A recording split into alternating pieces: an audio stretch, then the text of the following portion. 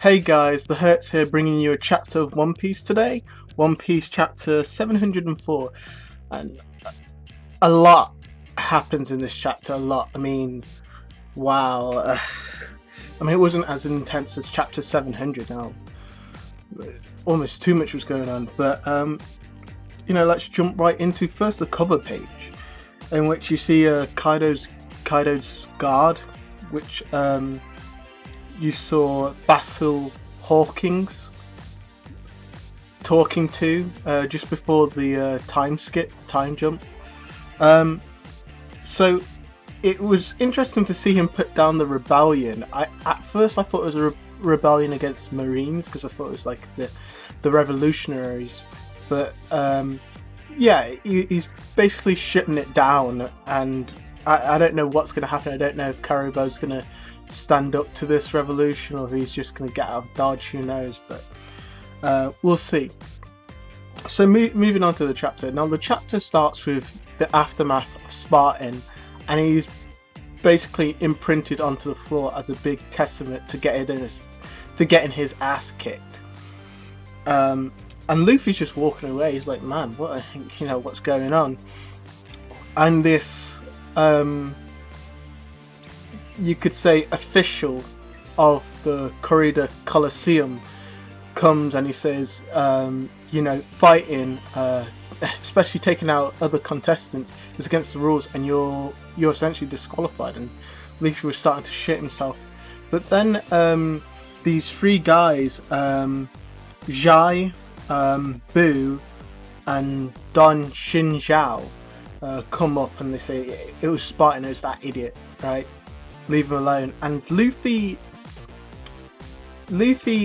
thanks Zhai, who's the guy with the number 13 on his stomach, and Zhai pretty much, like, he has a problem. He gets angry when people show appreciation for what he's done. It kind of similar to Demante, who just can't accept thanks until people say, okay, I won't thank you.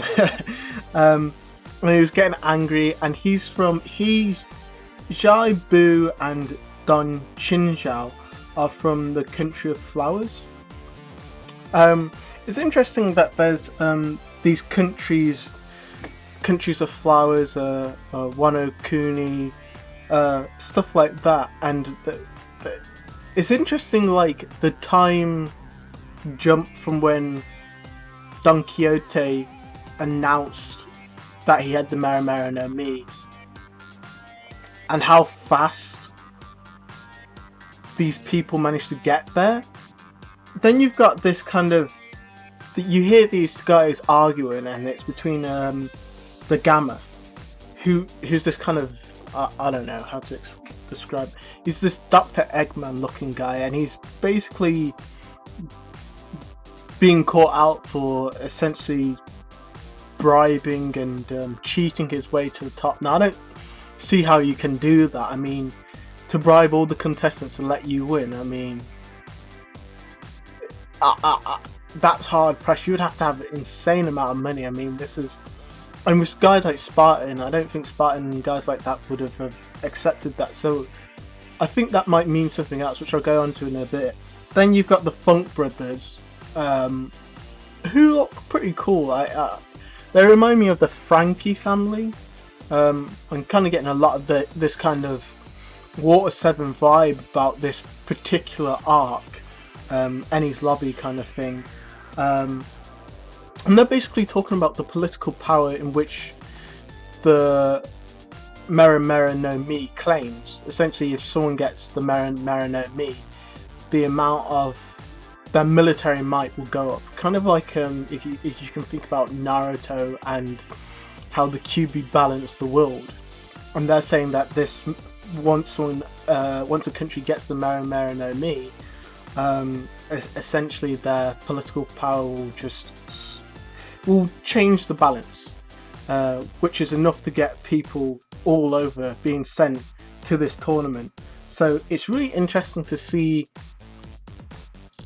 the kind of just how powerful devil fruits are, especially Logia ones, are in the New Age, the New World. And then there's other contestants. You have Neck Slasher, Slayman, Abdullah and Jeet, Olumbus, the phony massacre explorer. Now this Olumbus has to be a reference to Christopher Columbus, who was an extremely well-known explorer. So it's got to be a reference to him, but I don't think he's going to play any particular huge part. And then there's the hyena Bellamy. Now I gotta admit, I was shocked, but I wasn't like a lot of people where I was like, isn't he meant to be dead? I assumed he was dead, but not like Pal dead. Pal took a nuke. I mean, it looked like he took a tactical, or yeah, at least a tactical nuke, maybe a strategical nuke, and survived at point blank range. I mean, holy shit, man! You thought Zoro had a lot of endurance, but yeah, he's around, and his bounty's gone up. It's over 100. No, yeah, it's over 100 million. And he was selected by the Don Quixote family. So, and I really liked Bellamy because I liked this kind of friction he had with Luffy, because Luffy has the Gomu no Go no Mi, which is about, you know, stretching and elastic energy, and Bellamy had the same kind of ability, elastic energy, and they were both kind of, they used their powers differently, and Bellamy got one-shotted. I mean, pure one-shotted, fist to the face. But I'm wondering how he's advanced. Is he going to be just a character who's going to be taken out in one panel? Is he even going to make it to the finals? Who knows? I don't think this tournament's going to last long, especially if, you know, there's only going to be 4 contestants. That means there's only going to be really 3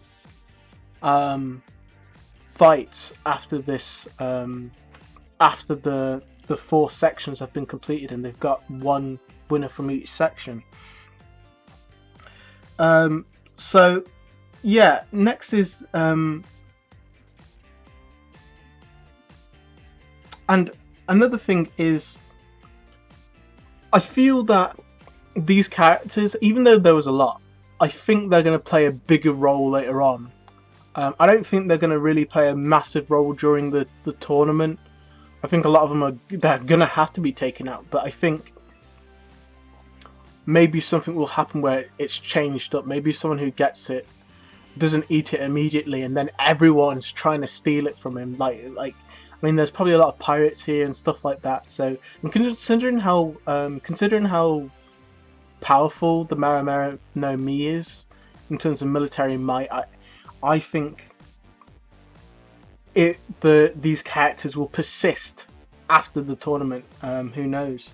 And Luffy is dressed up as a hard ass motherfucker. I gotta admit, he's when he goes and gets that gladiator armor, it kind of, I almost had the same feeling I had when I saw Afro Luffy. Wow, man, those were the days. It was like, oh man, it just looked so amazing. He was decked out, and basically all the women, all the gladiator women, all the officials are dropping to the floor because the pirate prince Cavendish shows up, and he's basically a Bishonen, you know, he's a good-looking guy, and he's making all the women pass out, and he walks in on Luffy and he goes, "Hey Luffy," well, not Luffy, but he says, "You're overweight," which is kind of confusing. I mean, you look how big, like, one of the characters is at the end of the end of this chapter, and you look at like characters like Spartan, you're like, well, they must weigh more than Luffy's weighing right now with all his armor on. What is this weight limit? Is there a certain amount of kg of armor you're allowed to wear? Kilograms of armor you're allowed to wear? I don't quite understand And I don't understand the reasoning for it. I mean, I know Cavendish actually says that, it's not really a tourney where men in armor beat each other until they knock each other unconscious. It's all about spreading blood across the arena floors. It's more like a arena, like a Colosseum, the Roman Colosseum, where the gladiators go out in practically little to no armor because they're meant to bleed. People want to see them bleed. They want them to die, and that's their badge of honor, their badge of respect in the arena. And Cavendish, his story, the prince's story is that he surprisingly has a really high bounty. It's 280 million, which is high in the Grand Line. In the New World, it's definitely decent. It's got to be very decent. And I don't know what accounts to his high bounty. Is it all fluff, or is he actually like the bee's knees? Is he actually really good? But he has some really big problems with the Supernova and the Blackbeard pirates. Basically, because they stole his thunder 3 years ago. He was the shit, the women were stealing his wanted posters because he was just so good looking. And then they stopped printing them because of what happened with the Whitebeard War, the Supernovas, Luffy, Rayleigh, and Jinbei doing their thing at Marineford. And basically he wants them dead. If he's going to see them, he's going to kill them. And Luffy actually slips up. He actually goes, I'm Luffy, I'm going to be king of the pirates. And everyone looks and they're like, shit, Luffy? Dragon's son? And it's like they look at him and they see his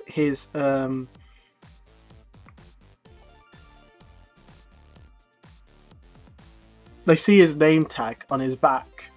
And it says Lucy, and they're like, oh, he mispronounced his name, and they go apeshit because it's Monkey D. Luffy. The guy's got 400 million belly. He's the son of Dragon, the brother or kind of adopted brother of Ace. He fought in the Whitebeard War arc. I mean, shit, We move on to the third part, which is basically the statue of Kairos. And Kairos is... no one knows who Kairos is. No one knows who he is. He's Rebecca. She shows up and she says, no one knows who he is. He's had 3,000 bouts and he's only been wounded once, which makes you wonder who wounded him.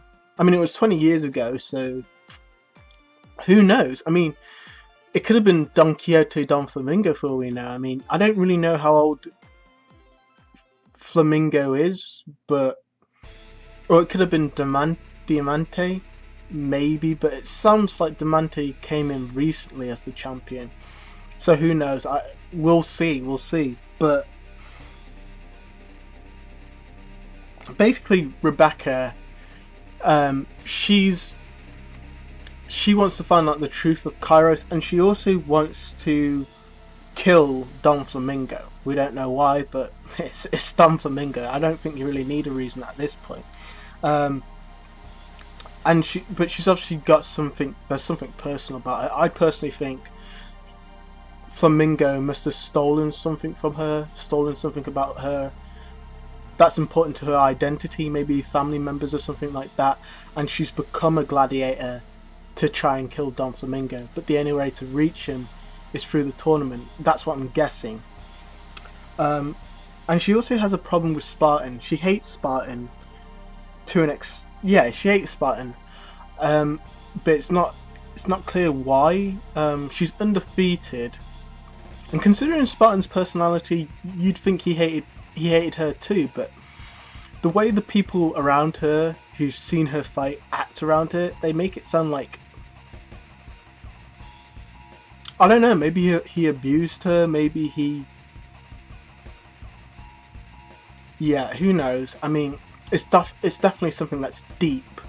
We don't know what he did, but it was definitely something that has affected her a lot, because you saw her biting her lip, and that's a really big thing in One Piece. When a woman bites her lip in One Piece, that means that guy's done some really nasty stuff to her, or they're bringing up something very psychologically hurtful, painful to them. So yeah, I mean, people are saying like Rebecca for new Nakama. Too early to say at this point, and I don't really see. I don't know enough about her to make a fair judgment, but I don't see how she fits in the dynamic of the Straw Hat crew. In fact, yeah, I mean, yeah, I don't, because, yeah, we'll see. We'll see what her personality is like, and then we might understand more about her, because all the Straw Hats have gags and stuff. And, like, we've only seen a few panels of her, so, yeah, a bit too early. And next is the end of this chapter, where, as Luffy calls it, the champion guy shows up. Jesus Burgess. Burgess. That's a hardcore name. And he's, as you should know, he's part of Blackbeard's crew, and he's the first fleet commander, which means he has a similar setup. Blackbeard has a similar setup to Whitebeard. So what does that mean? Does he actually have his own kind of division of pirates? Are they anchored up? Why is he even here? I mean, I guess to get more devil fruits, but I'm surprised he just doesn't just walk through and get him. But then again, considering his personality as like Luffy said, the champion guy, I bet he wanted the competition to express his power, and express the Blackbeard crew's power, and he's definitely muscled up. I mean, if you compare him to like when you saw him at the end of the Whitebeard War arc, and now, man, he's definitely got a lot of muscle, and he took out the entire section A on his own within moments. So it's going to see how Luffy stands up, if Luffy even gets to fight him. So yeah, that's it for this chapter. I really did enjoy this chapter. It was very informative. It brought up many new things.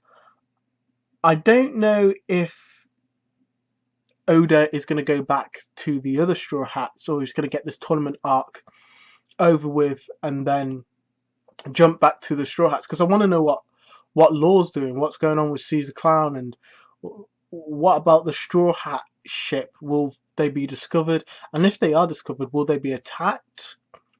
I mean, Doflamingo's pretty much got Luffy distracted, but what about Law and Robin and Usopp? I really want to see what happens, because it really is going to be interesting. I can't even wait. But yeah, so this is the Hertz. I'll see you guys later, probably next week. Really great chapter, really great chapter. I really enjoyed it. One of the greatest things about One Piece is that it always makes you want more. It always makes you want more. It's just so interesting. It's a beautiful manga. So until next time, guys. Bye.